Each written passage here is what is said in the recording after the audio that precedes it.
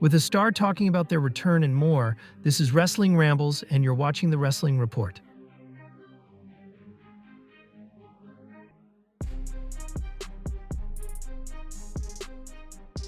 While speaking with 11 Alive, Golberg opened up about the delay surrounding his retirement match, explaining that the issue has been lingering ever since his last in-ring appearance. According to Golberg, many fans are already aware that he was originally promised one final match, an official retirement bout, after the last match on his WWE contract. That promise, however, was made directly by Vince McMahon. When Vince was removed from power, everything changed, and the plan for his send-off was essentially abandoned. For a long time, nothing progressed. Golberg admitted he didn't feel compelled to call and push for the match himself. Instead, he took a laid-back approach, deciding that if it happened, great, and if not, he was at peace with never wrestling again. No, this has been building since my last match. The reality is, and I think a lot of people know it, I was kind of promised a retirement match. Another match after the last match that was on my contract. It was between Vince McMahon and I, and then Vince got fired, and the rest is history. It just sat there for a while. And look, I'm not going to pick up the phone and say, hey, give me my retirement match. So if it happened, and I was kind of fine with not performing again. And lo and behold, I get a phone call, albeit a couple years later, and now I'm older and more beat up compared to the 285-pound guy you saw back in the day. But as an athlete, as a competitor, I'm not going to say no. I don't care if I'm 70 years old, because 50% of me is better than 99% of the people on the planet.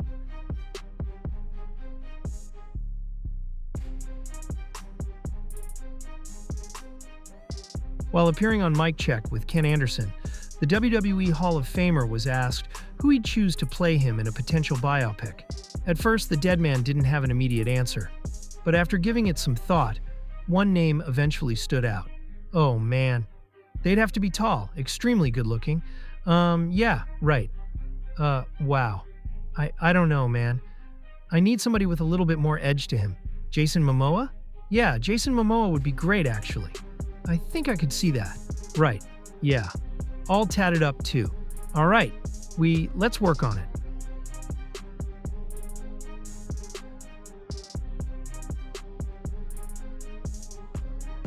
During her appearance on Busted Open Radio, Nikki Bella opened up about the online criticism she often faces. She noted that there's a portion of the internet that seems to hate her no matter what she does. While some of the negativity can still sting, she admitted it's gotten to the point where she finds it more amusing than upsetting. I feel, well, it's funny because it's like, we could listen to some of the internet that there's a part of the internet that absolutely hates me. And no matter what I do, they will just not like me. And that's okay. It honestly has become laughable to me. Because sure, some things can still hurt, of course, but what I've realized is the more success you have, that just comes with it, no matter what you do. I was always taught it's good to hear that noise. That means you're doing something right and you're more successful. So I think an easy reason for the hate is just the success. I feel like sometimes my passion and my ambition can make people hate me. I think too the people I date make people hate me. It's just, you know what it is? I think when you're a woman and you know your worth, they have to find something to hate because they can't stand that you're so comfortable in your skin. You have confidence, and it's like, whoa, it's because of this, or it's because of that, why she's successful. They'll say all these things. And when you know your worth, and you stand strong and don't let it affect you, people hate that. It's really weird, but people hate that nowadays.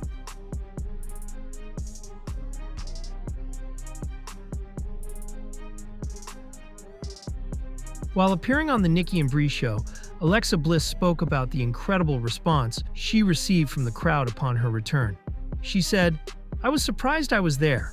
I was really surprised at the reaction. I remember being in Gorilla, and I was really nervous. I got the doll. Jason Baker had just made this jacket, and Mandy had made this skirt within a day. I had old gear on. I was so nervous because it's my first match back in 2 years, and after having a kid, things don't quite sit where they used to. My hips and how my back carries things, it's just not where it was before. I was so nervous, and I was like, what if I don't get a reaction? That was my main thing. I remember looking over, and Stephanie McMahon is sitting there, and she's like, you're going to be great. They're going to love it. I was like, okay. I go out, and the reaction, I was so taken aback and in the moment of it. It was one of the first times I've really been in the moment on an entrance, besides my first WrestleMania. A lot of times when I'm doing my entrance, I'm still thinking about what comes next, and I'm not able to enjoy the moment. That was one of those ones where I took in the moment and was like, wow, this is pretty cool. It was really fun.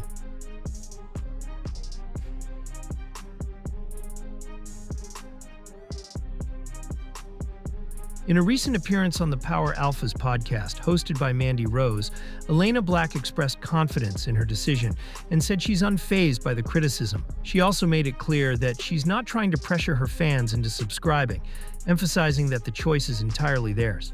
I have this platform. I know I'm going to be fine financially, and that's another thing. People have so much to say about that. And it's like, that's crazy because I've never, you know what? You don't have to. You don't have to agree with it. That's fine. I'm not asking you to subscribe. If you're a WWE fan and you supported me in WWE, I 100% appreciate it. And I'm so grateful for that. But guess what? I'm not with WWE anymore. I'm doing my own thing. If you want to follow me and continue following me on my journey, thank you, and I appreciate you. But if it's not your thing and you don't want to, you don't have to. I'm not with WWE. I'm not a WWE superstar.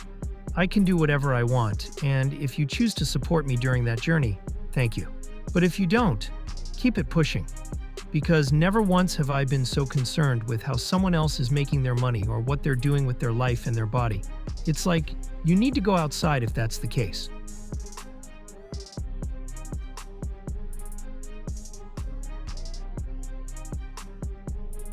In a recent interview on The Masked Man show, AEW star MJF shared why he believes his legacy is already cemented, despite being only 29 years old.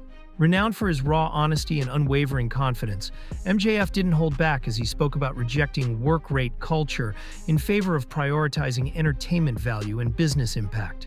I'm 29 years old. I'm a freak. I'm a young genius. I'm the most complete professional wrestler the sport has probably ever seen. And the coolest thing is I have built an already, let's face it, if anybody would know, quote-unquote wrestling genius David Shoemaker would know. I've already had a Hall of Fame career and I'm not even 30 yet. And I've only wrestled outside of WWE. When you skip names in professional wrestling that were not a part of that monopoly that became household names, guys, I can't leave my goddamn house. If I leave my house, people are mauling me, right? And I've never been on Monday Night Raw or on SmackDown. And I think there's something special about that. And it goes to show you not just how important I am as a figure in professional wrestling, but how important all elite wrestling is, that we get to give people a major alternative. And that makes me happy.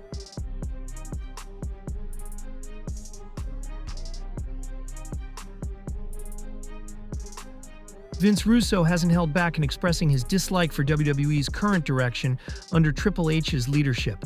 Following this week's episode of Raw, Russo made it clear he's ready to return, this time with a specific creative pitch in mind. Taking to Twitter, the former WWE head writer claimed he would pay the Stamford-based company just to let him come back and write a storyline. Russo revealed his interest in producing a feud involving Karrion Kross and Seth Rollins' faction, inspired by the classic WCW rivalry between the NWO and Diamond Dallas Page. I would almost pay the at WWE to bring me in to allow me to write and produce the at Real Killer Kross DDP spot, with a WWE Rollins posse serving as the NWO just so they don't mess it up. If you put Kross in that spot and wrote it correctly, you'd get the guy over huge. He'd be the #1 babyface in the company within months. These are the things that at Triple H and Co. need to start figuring out.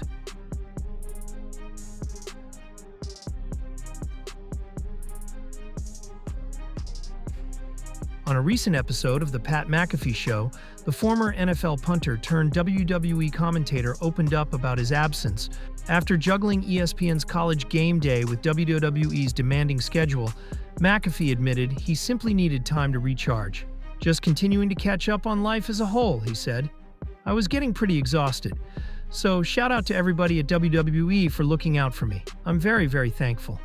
The message was clear. McAfee's time away isn't due to backstage drama, but rather a conscious choice to prioritize his health and well-being. However, with another packed football season on the horizon, fans shouldn't count on seeing him back on Monday nights anytime soon.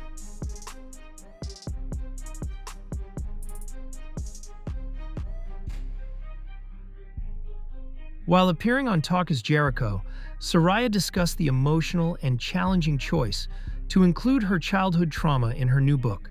Me and Zach didn't actually talk about it with each other until I would say I was about 28. Zach, bless his heart, he's like more emotional than I am.